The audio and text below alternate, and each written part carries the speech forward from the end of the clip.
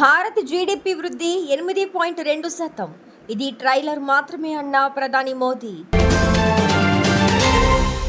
Indian air ఫోర్స్లో ఉద్యోగాల పేరిట ఘరానా మోసం. కడప జిల్లాలో భారీగా డబ్బులు సీజ్.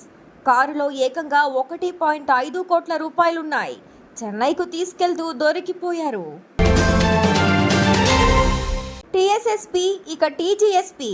ప్రభుత్వ నిర్ణయంతో మారిన పోలీస్ లోగో. ఉలిక్కిపడ్డ పల్నాడు. ఫలితాలకు ముందే పోలీసుల ఫ్లాగ్ మార్చ్. తెలంగాణ ఆవిర్భావ వేడుకలకు సోనియా హాజరు కాకపోవచ్చు. కాంగ్రెస్ వర్గాలు.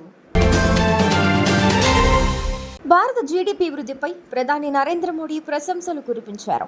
2023-24 Q4 జీడీపీ వృద్ధి డేటా మన ఆర్థిక వ్యవస్థలో బలమైన ఊపును చూపుతోంది. ఇది మరింత వేగవంతం కావడానికి సిద్ధంగా ఉంది. మన దేశంలో కష్టపడి పనిచేసే ప్రజలకు ధన్యవాదాలు. 2023-24 సంవత్సరానికి 8.2% వృద్ధి అనేది ప్రపంచవ్యాప్తంగా భారతదేశం అత్యంత వేగంగా అభివృద్ధి చెందుతున్న ప్రధాన ఆర్థిక వ్యవస్థగా కొనసాగుతోంది. ఇంతకుముందు నేను చెప్పినట్టుగానే ఇది రాబోయే విషయాల ట్రైలర్ మాత్రమే అంటూ ప్రధాని ట్వీట్ చేశారు. ఎయిర్ ఫోర్స్ లో ఉద్యోగాలు అన్నాడు. హాల్ టికెట్స్ ఇచ్చాడు. ప్రవేశ పరీక్ష రాపిచ్చాడు. కాల్ లెటర్స్ సైతం ఇచ్చాడు. ఇక ఉద్యోగాల్లో జాయిన్ అవటమే తరువాయి అంటూ నమ్మ పలికాడు.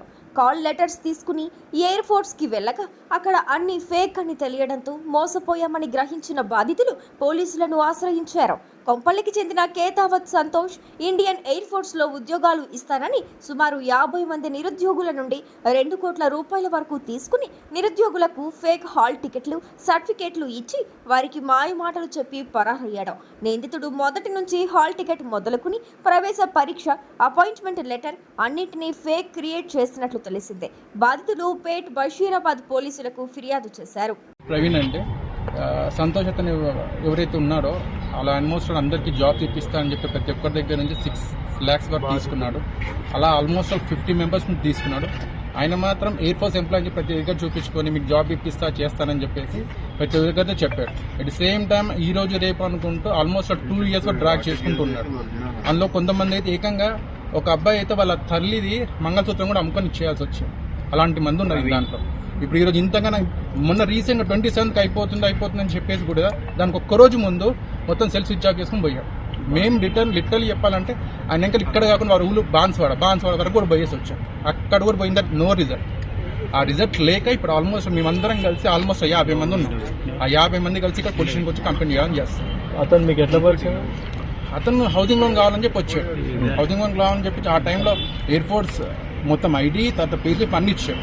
ఇచ్చిన తర్వాత దాని మీద లోన్ చేయించిన తర్వాత ఆయన మంచిగా ఓకే మొత్తం అన్ని వెరిఫికేషన్ అయిపోయింది ఓకే అని చెప్పి అన్నారు. ఆ లోన్ వచ్చిన తర్వాత జెన్యూన్ పర్సన్ అనుకున్నాం. సరే ఇట్లా మా దాంట్లో ఏ రిటర్న్ టెస్ట్లు ఉన్నాయి. ఆ రిటర్న్ టెస్ట్ రాసిన తర్వాత జాబ్స్ వస్తే కాకపోతే బ్యాక్ నుంచి ఒక 6 lakhs కట్టన్నారు. రిటర్న్ టెస్ట్ రాపిచ్చాడు. తర్వాత హాల్ టికెట్ ఇచ్చాడు. పోలీస్ వెరిఫికేషన్ చెప్పారు. మెడికల్ టెస్ట్ కూడా చెప్పారు. ఇవన్నీ చేయించిన తర్వాత ఎవరైనా ఓకే అని చెప్పేసి అనుకున్నా. కాకపోతే అవన్నీ చేసిన ఈ రోజు 2 days బ్యాక్ ఒక వన్ వీక్ బ్యాక్ తర్వాత తెలిసి ఫ్రాడ్ అని చెప్పేసి. ఇన్ఫాక్ట్ అక్కడ ఏరియా ఉన్న కౌన్సిలర్ కూడా ఈ అబ్బాయి సంతోష్ కదా ఎయిర్పోర్ట్స్ అని చెప్పి ఆయన కూడా తెలియదు. చుట్టుపక్కల అంత పేరుంది.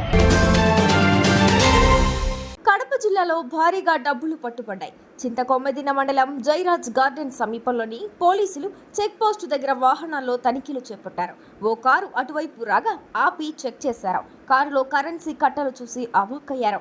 కారులో తరలిస్తున్న 1.5 కోట్ల రూపాయల డబ్బుల్ని స్వాధీనం చేసుకున్నారు.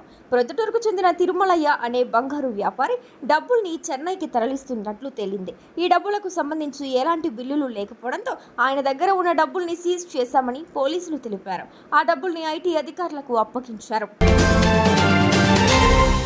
రాష్ట్ర ప్రభుత్వం టీఎస్ స్థానంలో టీజీని అధికారికంగా మార్చిన విషయం తెలిసిందే. ప్రభుత్వ నిర్ణయానికి తగ్గట్లుగా పోలీస్ శాఖలోనూ అధికారులు లోగోలను మారుస్తున్నారు. అందులో భాగంగానే ఇప్పటి వరకు టీఎస్ ఎస్పీగా ఉన్న లోగోను టీజీ ఎస్పీగా మార్చారు.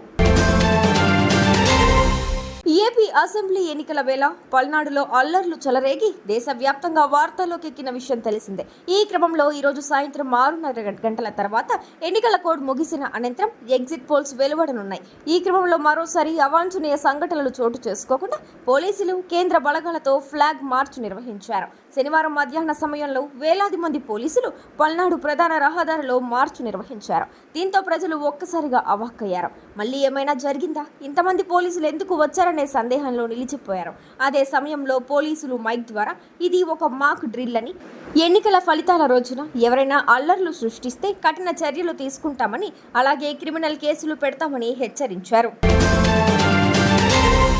తెలంగాణ రాష్ట్ర ఆవిర్భావ దశాబ్ది ఉత్సవాలకు కాంగ్రెస్ అగ్రనేత సోనియా గాంధీ హాజరు కావడం లేదని సమాచారం. ఆరోగ్య సమస్యల వల్ల ఆమె రావడం లేదని నేతలకు సమాచారం అందింది. తీవ్రమైన ఎండల వల్ల సోనియా గాంధీ రాలేకపోవచ్చని పీసీసీ వర్గాలు తెలిపాయి.